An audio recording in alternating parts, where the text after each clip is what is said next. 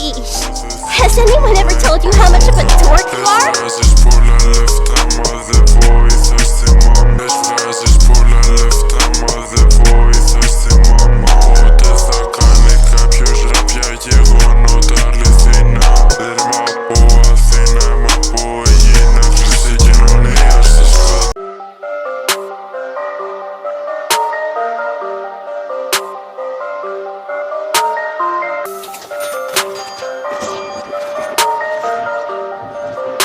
You know, he doesn't come off much like a boyfriend.